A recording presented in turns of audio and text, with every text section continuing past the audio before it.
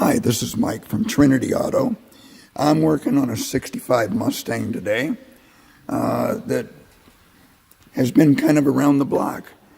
It started as one of our customers' father's car, and she spent close to $9,000 to have work done on it and get it going.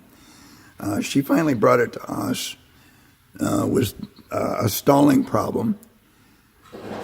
Come to a stop and put your foot on the brake and it intermittently just dies. So what I found is that they converted this to an electric fan. You can see it down in here, and they have a fan controller over here on the radiator mount, and they've done some creative wiring over here. I've got a test set up here to show you what's going on with it. This terminal here from the starter solenoid relay goes over to the coil. Its purpose is to increase the voltage to the ignition system when you're cranking to make the engine start easier. You can see key on, engine off. I have about 5.5 volts. And they've tapped in the power here to run the fan relay.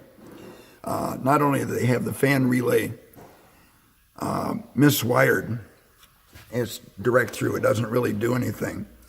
But watch what happens when the fan energizes. See how that light went dim real fast and the voltage dropped down to 3 volts. You're not going to get a whole lot of spark out of 3 volts at the coil.